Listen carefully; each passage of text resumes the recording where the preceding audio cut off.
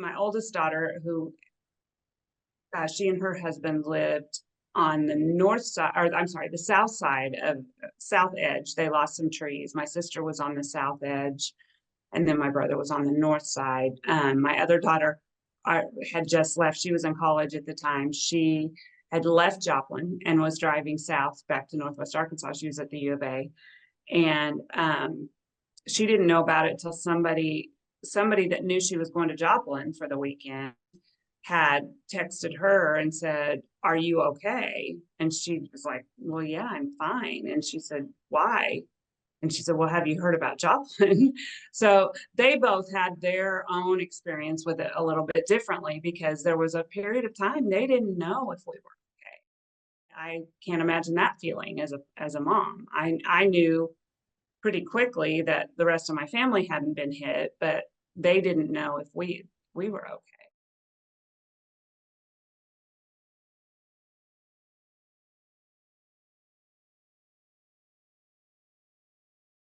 I'm looking at the photos that you sent, Hmm. and you were in this house Yep. when the tornado struck. Yes. And so, I mean, the first thing that comes to my mind is, when I first went to Joplin after the storm and saw the destruction, and of course the number of those killed was very high, but Hmm. the surprising thing to me was that the number wasn't a lot higher.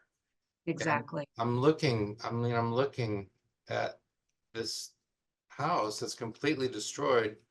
Mhm. And I mean, I'm sure you've gone over it in your own mind. How is it that you and those you're with Yeah. survived this thing? Yeah. Many, many times, as you can imagine. There were several fatalities within a block of my parents' house. Um, and one thing, couple big takeaways I'll tell you right out the gate here is, if you take cover, your chances of surviving are much, much higher. It felt like most of the people that didn't make it were in a situation where they either couldn't take cover or they didn't, just because, living there, it's similar to Northwest Arkansas. I lived in Northwest Arkansas 18 years overall. And you get tornado warnings all the time, and you just kind of get lazy about it. And I will never do that again, as you can imagine. Fortunately, I have a full basement now, so um, but that, and the other takeaway, and it's kind of humorous but not, is you should always take your shoes, or put your shoes on before you take cover, because I didn't. And fortunately, I had two shoes that managed to end up in the bathroom. One, they didn't match, but I had a right and a left that I was able to get a hold of and put on. Otherwise, they would have had to carry me out of the rubble, because I was barefooted. So you're saying as a result of the storm blew some shoes into the bathroom? Yeah. Yeah, there were a couple of my shoes. I had one was a dress shoe, and I think one was a sandal or a flip flop. But when you say take cover, as I'm looking at these photos, I'm thinking take cover where? Where were you able to take cover? My parents had a crawl space in their home. We'd never actually gone down there. Really hadn't scoped it out for that reason. And honestly, it all took place so quickly, the decision to take cover, that our first thought was just the bathroom is probably the safest place, because there were no outside walls. So I had my little Yorkie dog and my parents, and we all went into the bathroom. The reason we took cover in the bathroom simply was because in that short amount of time, that was the quickest space to go to. And that's what you'd always heard. That was the only room in the house that didn't have outside walls. So So, and we will back up and kind of walk through it, but it sounds like okay. what you're saying is that thing, the realization that this was a very serious thing came on so quickly, you Hmm. really didn't have time to deliberate. It's just, Right. you always hear the bathroom is the place to go, or maybe a closet or something like that. But that Yeah. was it, right? Just you Yeah, just that was, made a that split second definitely decision. was it. And something told me at the last minute, and honestly, my whole life growing up in Kansas, living in Texas, living in Missouri, and being through so many tornado warnings, I've never done this before, but something told me to grab some pillows. And so we all had a pillow over our head. So, I'm looking at a photo right now of what was a bathroom. mhm. Is that where you were? Yep, that's where we were. I was in the tub with my little dog underneath me and a pillow over me. My mom was sitting on the toilet, which the lid with the lid closed, she was just sitting on the toilet, which was kind of wedged, as you see in small bathrooms, Right, between the vanity and the bathtub. right. And then my dad was just kneeling on the floor in front of the toilet beside the bathtub. And we all just had the pillows over us. And it, within minutes of doing all that, we did have the presence of mind to grab our cell phones, but everything else, purses, ID, shoes, all that kind of stuff didn't even cross our minds because of how quickly everything took place. And when the storm passed, the house was gone, obviously. Yes, it's interesting because the roof just basically blew off, which of course we didn't see any of it because we were taking cover. There were a few walls that quickly crumbled with anybody moving anything around that were left standing. Um, but in the bathroom itself, we were buried in the rubble when the storm passed. We had to wait for some neighbors that were out helping rescue people to come dig us out of the rubble. How long were you, I don't know if you have a sense of time, but just guessing, how long do you think you were there? Probably, To dig you gosh, out? probably 15 to 20 minutes. Of course, we waited for the rain to stop, the storm. Well, I guess the rain really hadn't stopped, but the storm to pass. I tried to push boards and things off of me, which there were nails stuck to my shirt, to my clothing, but I didn't have any really. I mean, I had some minor cuts and scrapes, but nothing major. When I tried to do that, I made an opening for the rain to get in, so I ended up virtually soaked. But at that point, you're just so grateful to be alive and that it's over. You just patiently. I don't remember it feeling like an eternity for people to come get us. I mean, again, it's all pretty surreal still at this, even at this point, 13 years later. As you're there under the rubble, I mean, just in the first 30 seconds, the first minute after the tornado has passed, or I guess over the next several minutes, well, what kinds of things are you hearing?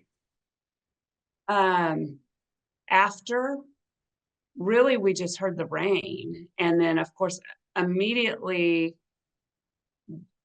as things started to kind of um, break apart and the things started falling on us, my dad was yelling to hear both my mom and my voice to make sure that we were okay. Then afterwards, we were just praying. I remember vividly my mom and dad praying. I was praying, and then I mean it was truly pretty calm right immediately after. We just were trying to figure out how we were going to get out. And fortunately, it wasn't that long before we heard voices yelling, and we yelled at them just to let them know we were in there. Hmm. Who came to get you? It was a neighbor on the block behind my parents. I don't remember his first name. His last name was Blue. But he was going up and down the street with other people, but I just remember him specifically. Oh. And so I mean, I'm imagining, you're there and the storm is passing, the roof is lifted off. We see well, we have at least a tiny glimpse of sort of this chaos that's happening around you. You've got a pillow up to are you holding a pillow over your head or up I to your was, face or something? yeah, the pillow was on top of me. Somehow I had managed to get it over me, but I was kind of crouched down on all fours with my dog underneath me, which was amazing that he didn't try to get out or get loose. But a little Yorkie, 10 pounds. Um, but yeah, I don't remember, I couldn't get out once I was in that position and the storm hit. I couldn't get out without assistance. So I was kind of stuck there. And as the storm's passing and things are flying around, I imagine you've got all kinds of stuff pelting your arms and or Honestly, no, because we were protected by the rubble. There was so much rubble on top of us. I don't remember anything. Once things started breaking apart, that's probably the most vivid sound. I don't remember the freight train sound. A lot of people do. I don't remember hearing that. To me, the most significant memory I have of a sound is the actual house just breaking apart. The wood, the roof, whatever, just breaking apart. That's my most and vivid memory.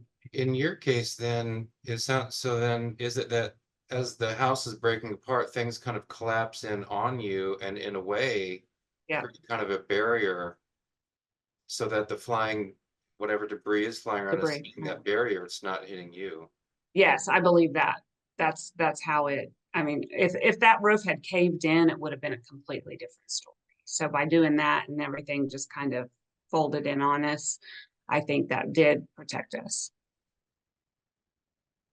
When you get pulled out and you realize you're okay, your mom's okay, your dad's okay, your dog's okay, um, people have different reactions. I think some people kind of are in kind of a shock mode. Other people become, I don't know, I don't want to say hysterical. That's not the word I'm looking for, but something like that. Mm-hmm. It's very Mm-hmm. emotional. Other people just become super calm, just Mm-hmm. really calm. What was your own so they pull you out. Now you're on your feet. You find these shoes, right? So you've got two different shoes on your feet so you can move around a little bit. What was your own state of mind? I actually was pretty calm. I think I was so grateful that I was alive that I mean I think there was some shock, but within that shock was just kind of a calmness and trying to like wrap my mind around what just happened. So I don't ever remember getting overly emotional. I know there were tears afterwards. There was more tears, I think, when my family found our extended family found us and we realized what we had just been through and everybody was okay and Yeah. that kind of thing. But overall, I don't remember any major emotion right after. The extended family then from Joplin or from, Hmm. and so they, now was it that their home was not hit? They were out of the tornado zone, but they figured you were in the tornado zone and then they came looking for you? Yeah, that was a really unsettled time. I can't imagine being in their shoes. My sister actually lived on the edge of the tornado zone. She was not probably less than a mile from my parents' house. And as soon as everything blew over and she realized that, of course, they were watching the news and seeing, the area that went, I mean, because we had a direct hit, obviously, and realizing that. And then, of course, all cell service was down. So, and phone service, they couldn't get a hold of us. And she just needed to know we were alive. Well, then as soon as they got in the car, they couldn't get within 6 blocks of the area and that was hardly away from their home. And I think several blocks down, she finally got out of the car and ran. At that point, we had taken cover because there was a house catty corner across the street from my parents' house that still had a roof, somehow still had most of its roof. And we went over there because it was still raining. And so we went over there to take cover. And I'll never forget her running down the street and seeing the house and assuming there was no way we were alive. And so we rushed out quickly and, consoled her to let her know we were still alive. But when she saw the house, she just knew there was no way we had made it through. How did you know that? What did she do that made She that was clear to she you? was yelling hysterically at that point because she just ran up on the house from their car and saw that house. She was across the street and we were watching and then we got a hold of her as quickly as I've heard a number of folks have the experience of they don't really know where they are. They're driving around in the tornado zone, but the street signs are down, the yeah. landmarks are gone. Did she have that trouble of just trying to figure out where she was? She didn't at that point. We experienced that a lot of that the next couple of days. An interesting piece of this is my ex-husband and I were both from Joplin, and we had just gone through our divorce a couple of years before. And he was a police officer in Joplin and then became a police officer in Bentonville. And he came up with a team of people, but he had spent about, oh gosh, probably 6, 7 years as a police officer in Joplin. We'd been gone for 5 or 6 years at that point. But he said, he knew that city like the back of his hand. And to come up and see it in that state, it was just, all those streets right within where my parents lived, they lived on a street named called Patterson, but every other street for probably a mile, at least probably a mile from Main Street all the way to Range Line, were all states. And he said, I'd have to just sit there. He had to just kind of run through the order of the states to remember where they were at, because it was unrecognizable. So you didn't live in Joplin at the time. You were visiting Joplin? No, I was actually staying with my parents temporarily, just kind of recovering from the aftermath of a really ugly divorce and getting back on my feet. We were actually that day getting ready to go to a surprise birthday party for our pastor, and who was also a very close friend. And like any other day, you hear the storms coming. How many times does that happen in that area? In May, in that time frame. So anyway, initially we didn't take it very seriously at all. The day is May 22nd, 2011. Mm-hmm. I remember, I mean, that weekend, I remember hearing things on Friday and Saturday, weather people saying, probably going to have some significant storms brewing. What do you remember? Let's go to say 10 o'clock in the morning on that day. Did you have any sense that maybe it's going to rain, or I'm just interested in the progression of, there's going to be a storm, there's going to be a serious storm, and then on to realizing what's actually happening.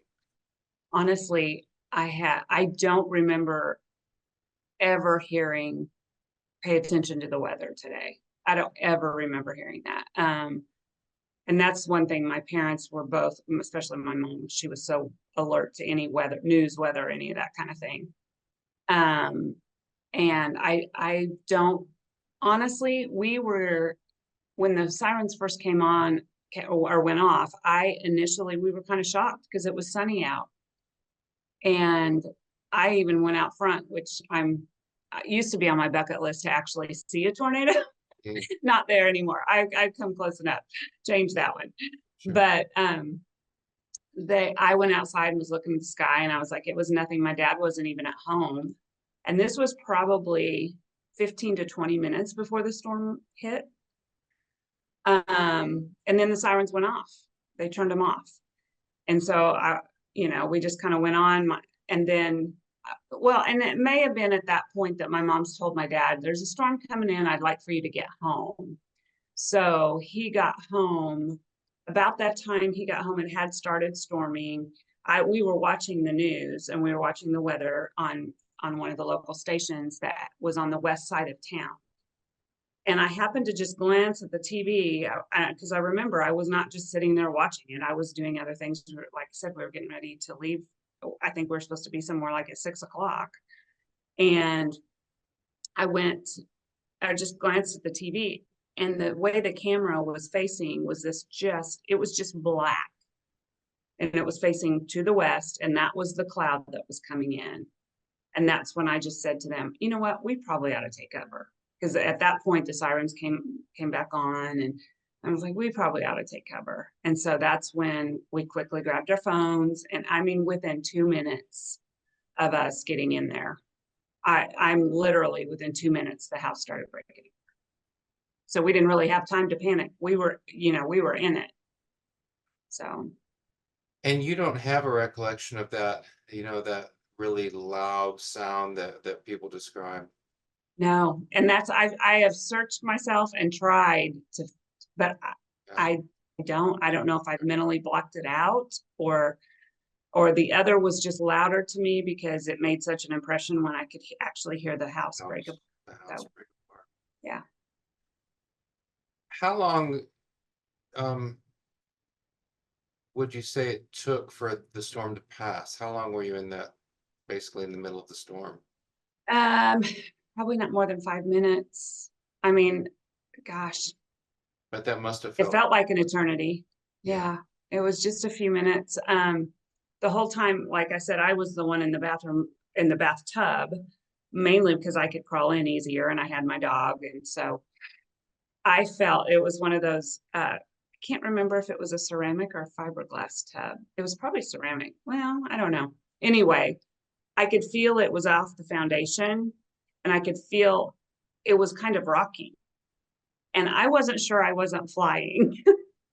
Really? My whole prayer through that not only was save us, but help me if I'm flying, help me land softly, which sounds so crazy, but that actually Oh, was crossing my mind during that time. If I'm actually airborne, help me land safe. God help me land safely. you could feel the power of the storm pulling the bathtub off the foundation. Yes, I could. I could. It And was rocking. and you It was a thought you might, rocking feel. wow. And you thought you might be airborne. Hmm. Wow. Yep. Um, so you say you were praying, and I'm not, when I asked, the question, what were you thinking? The answer probably is you're not really having anything like formed thoughts. I mean, did you, in part of your mind, was there just sort of a resignation that this is it? You know, I have given that a lot of thought and immediately, and I think this probably lent to the calmness afterwards. But I will say there was a peace. There was a strong sense of peace that no matter what happened, I was going to be okay. And that, in hindsight, I don't, that had to just been the Lord because I just knew that regardless, if this was it, I was going to be okay. I was going to wake up in heaven. But if not, I just I just prayed that, I wanted that to know everything was like I wasn't going to be injured. And honestly, I don't think that really, other than the thought of landing hard, I didn't cross my mind that I'm not going to get this through this in a hole, like a hole. I don't think that ever even crossed my mind. I think it was just a very strong sense of peace. So that's amazing. I mean, so you actually thought, maybe I'm airborne right now. And I just I want did, this, I want this bathtub to land, to make a yeah. soft landing. And afterwards, and hearing some of the stories, that wasn't such a crazy thought. No, no, no, no. Some of the cars and things like that that actually did go airborne. So, I mean, one of the famous images of you, I'm sure you saw it, is of the small fishing boat wrapped around the tree about mm-hmm, 15 feet up. Um, mm-hmm. yeah, And my parents' king size mattress was in a tree. it was, yeah. Mm-hmm. Wow. Um, so the storm passes and then you start calling out, you and your mom and dad just sort of call out to each other, are you there? Are you okay? And Mm-hmm. as you're waiting for folks to come, are you talking to each other or are you just quiet? I think we were talking a little bit. Mostly we were just talking about how thankful we were. We were all okay. And just knowing, kind of talking about the logistics. We're gonna have to wait here, and probably that's when I don't remember for sure, but that's probably when I thought, how am I going to get out of here? That was probably, knowing me and the way my mind operates, I was probably trying to figure out how I was going to get out because I didn't have shoes on. So knowing it had to be, glass and nails and rubble everywhere. Right. So how did you find the shoes?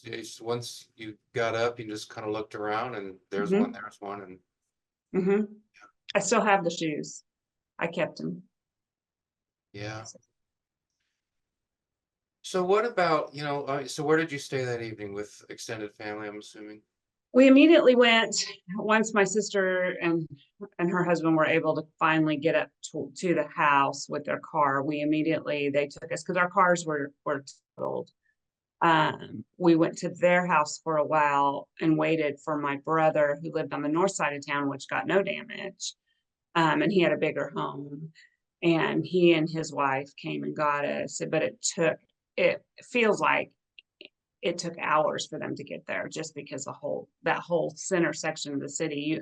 I know when we went back to his house, we had to go all the way over across the state line of Kansas to get back to North Joplin because of all the barricades from all the emergency vehicles and just not being able to get down streets and things like that. And traffic was terrible. I mean, it was just bumper to bumper everywhere you went. But so it took them a while to get there, and then we stayed that night. In fact, we stayed in temporarily with them until we all kind of figured out what. And at that point, I ended up a couple weeks later moving back to Northwest Arkansas. I had just gotten a new job, and so I was in the process of doing that anyway. Over the next couple days, what's the focus over the next 2 or 3 days? Cleanup and salvaging everything we could, which as you can see, wasn't a whole lot. We, of course, immediate needs. We took care. Family and friends helped out with immediate needs and borrowing what you needed just for clothing and hygiene. And we went back to the house, I believe, the next day they let us in. It was either the next day or 2 days after. To start, we had to wait till they had cleared, because I think you've seen probably all the orange X's and on the homes that they'd cleared. And so once they did that, we were able to get in over there and try to get as much as we could. But again, it wasn't a lot.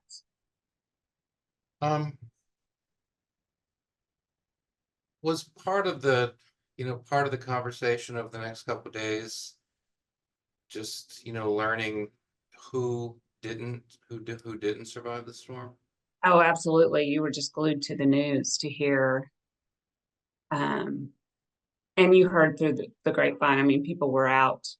I remember, I said we went to my sister's afterwards, and her son and husband were out helping because they lived so close to the area, and they were helping go up and down streets, trying to see who needed help getting out of their house, or, and came back with some really sad stories. We didn't have anybody really close to us personally that passed away. My parents' next door neighbor did pass away, but they didn't know him real well. He was an invalid, and didn't get out much. And I think his wife made it, but he didn't. But as far as, we had a man that we went to church with that I think he was in Home Depot or Walmart, one of the two. We had gone to church with years before, and he passed away. And I know his wife and daughter, but overall, nobody like really, really close in our circle passed away. One of the things that's really striking about the Joplin story is the response from folks outside, from cities close by, Springfield, for example, Missouri, but then others from the region who pour in. You have groups that even come in from California and from New York, and just this incredible response. What recollections do you have? Well, how quickly did you see that? How quickly did you see these groups coming in and just kind of organizing themselves and doing what they could to respond? It was incredibly fast. Between, the volunteers that set up for a meal right now, or groceries or clothing. There was no, I'm sure there was some kind of coordination, but overall people just came in and rolled up their sleeves and did what they do well. And whether that was help with cleanup, or, again, cooking meals, or helping organize supplies, or, it was amazing. It was such a blessing to see people. I think that's when you see the best of people. Of course, it doesn't help with what you've lost, but it sure helps you realize you're not alone in this. And even just Insurance. I mean, that's one thing that sticks out to me. They were like, they had a station set up in a parking lot where we just went up to a trailer and talked to the people. And I had renter's insurance, thank goodness. So they just cut me a check. They didn't, I mean, no question. They just cut me a check to go get necessities. And that was within a day or two. And then of course the rest of my claim came later, but it was just, if you just have to believe there's this innate ability for us to gather together. And there was no, I mean, nobody was stepping on each other's toes. No, I mean, people were truly wanting to serve wherever they were needed. And that was really, really heartwarming. Yeah, so I mean, one of the descriptions of what happened in Joplin, kind of this idea of spontaneous order where people just figure out, I'm good at this, I'll do this. You're good at that, you do that. We'll collaborate, we'll coordinate, we'll stay out of each other's way. And you ask, okay, so who's directing all of this? And really no one is really directing it. It's just something that just kind of develops. Does that fit with your recollection? Absolutely. Absolutely. I think churches came, the local churches probably had something to do with that. And local organizations where they were able to reach outside of themselves and coordinate at that level. But I think overall, it just happened very spontaneously. You mentioned your pastor. So I take it you were going to a church in Joplin.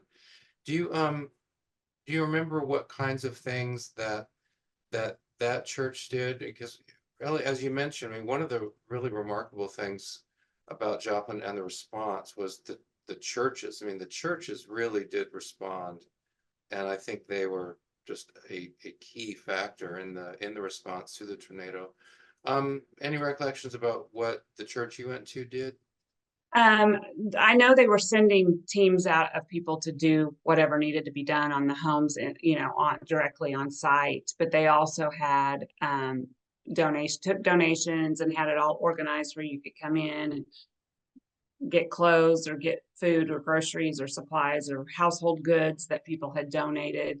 I think they did that for several weeks after the storm, and other churches did it as well. We for different meals, we had gone to multiple different places, not necessarily to get supplies, but just to, go grab a meal. And, different places were just inviting people to come in and get a meal, so So that the burden wasn't necessarily on my brother and his family to provide everything for us. so you and your mom and dad would go to church A for dinner and then the next day to church B for lunch Mhm. and that Yeah, kind we might do that. Yes. And then of course I have had a son that still lived at home, but he happened, thank the Lord, that he was with his dad that weekend. But he's experienced the aftermath.